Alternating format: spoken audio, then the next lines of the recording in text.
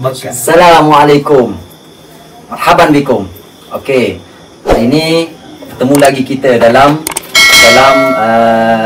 belajar bahasa Arab dan bertutur dalam bahasa Arab. Okey guys. Hari ini ana akan sambung lagi pasal isim, pasal fi'il dan harf. Tapi yang pertama sekali kita akan bahas pasal isim. Apa itu isim? Dan isim itu terbahagi kepada berapa? Okey. Yang pertama sekali kita kena tahu yang isim ini dia terbahagi kepada dua. Yang mana yang pertama isim, ismun atau isim lah. Isim mu'rab, mu'rabun wa ismun mabniyun.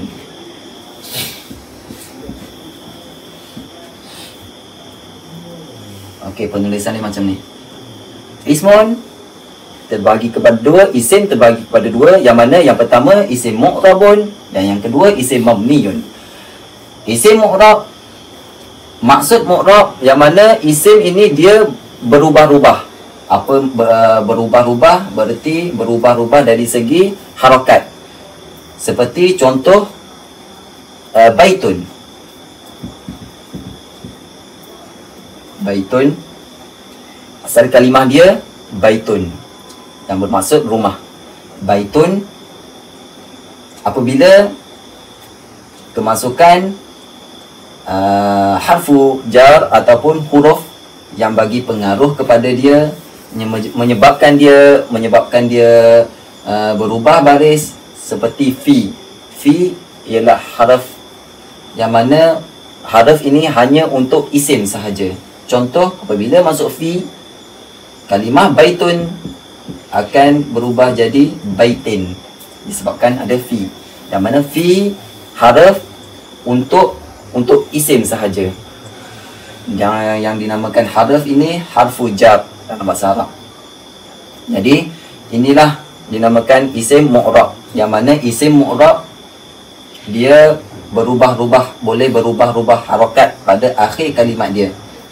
Seperti asli dia baitun kepada baitin, baitin boleh jadi baitan, itu. Atau itu isim mu'rab. Adapun isim mamniyun seperti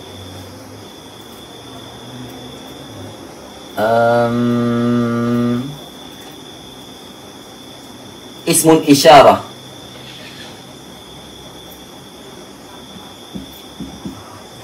Ismun isyarah. Ismun isyarah, isim isyarat yang menunjukkan isyarat, seperti hadza, hadhihi, hadhihi, ataupun huna, hunaka. Itu semua itu adalah isim isyarat yang menunjukkan isyarat. Huna, hunaka, di sini, di sana, ini, hadza, hadhihi, macam tu. Jadi isim terbagi kepada dua kategori. Yang pertama mu'rab, yang kedua mabniyun. Dan kita kena tahu yang isim ini dalam mu'rab dia ada dua lagi bahagian. Yang pertama dia panggil lafzan. Lafzan, takdiran.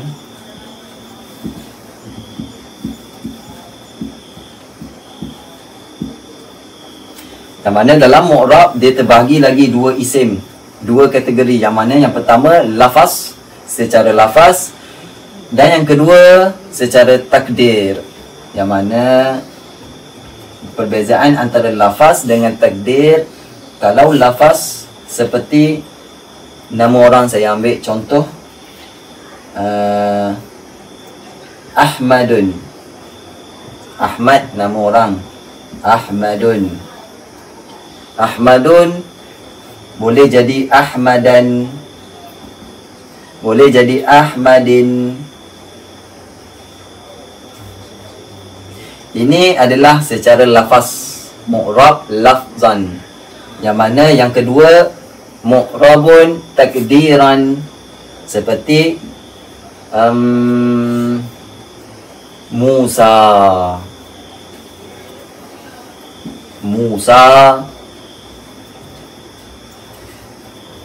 Kalimah Musa, yang mana kalimah Musa apabila kedudukan dia berbaris dhammah ataupun rafa', dalam ilmu nahwu dia panggil rafa'. Asli dia dhammah lah, sama je. Jadi dalam keadaan rafa', maka kita tak boleh sebut musu, tak boleh. Jadi dia tetap Musa. Kenapa dinamakan takdir? Sebab takdir dia adalah berharakat dhammah, tetapi kita sebut pada lafaz kita tetap Musa. Walaupun dia berbaris kasrah sekalipun, tetap kita sebut kalimah dia Musa. Tak boleh Musi, Musu, tak boleh. Jadi itulah perbezaan antara lafaz dengan takdir. Seperti lafaz, kalimah boleh berubah-ubah, yang mana takdir kalimah tetap sama, tetap. Seperti contoh saya ambil yang kedua, kalimah Isa. Isa.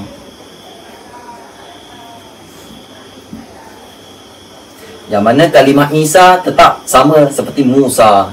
Dia tetap berbaris fathah ataupun nasab. Jadi kalimah-kalimah seperti ini, yang mana dia termasuk dalam mu'rab, isim mu'rab dalam takdir. Kalimah seperti Ahmadun, Muhammadun, Zaidun, Amrun, kalimah-kalimah seperti itu dia termasuk dalam lafzan mu'rab. Okey, itu bahagian-bahagian isim dalam mu'rabun. Yang manakala mabniun, seperti isim isyarat tadi, mana saya dah bagi tahu tadi, isim isyarat. Dia banyak. Dalam mabniun dia terbahagi kepada isim mabni dalam mabniun terbahagi kepada empat. Yang pertama ismun dhamir dia panggil, yang mana semalam ataupun video yang lepas saya sudah jelaskan apa itu dhamir. Yang mana dhamir itu adalah kata ganti nama, seperti ana, saya, seperti ana, anta, kamu, antuma, kamu berdua, antum, kamu semua. Itu adalah ismu dhamir, isim kata ganti nama, kata ganti nama, seperti ana.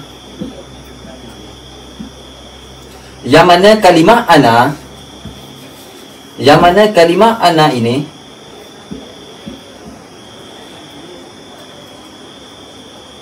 walaupun dia dalam keadaan dhammah, dalam keadaan yang mana kalimah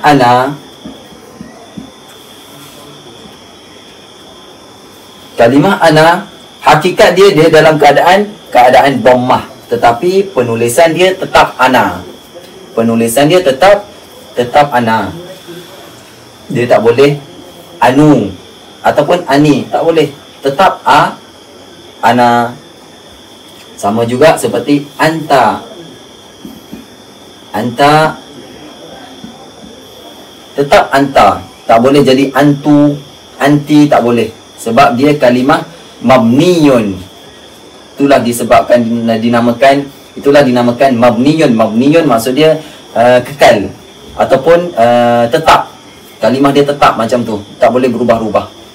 Yang mana mu'rab kalimah boleh berubah-ubah, cuma terbahagi kepada dua, yang mana mu'rab lafaz dengan takdir. Tapi mabniyun tetap kekal macam itu. Seperti isim isyarat, isim dhamir, isim mausul. Isim mausul, yang mana isim mausul ni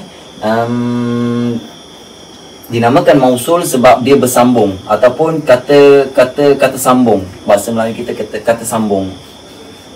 Alladhi, contoh alladhi,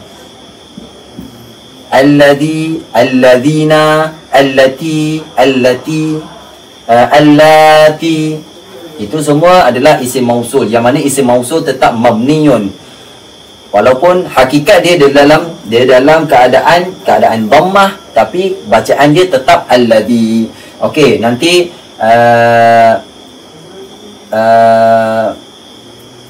korang guys akan tertanya-tanya, macam mana, kenapa jadi kenapa hakikat dia dhammah, kenapa dia dalam keadaan dhammah, kenapa dia dalam keadaan nasab, kenapa dia dalam keadaan kasrah, sedangkan penulisan dia alladhi, tetap alladhi. Kenapa?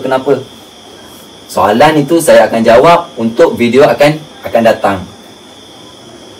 Saya rasa setakat ini saja untuk penerangan bagi isim.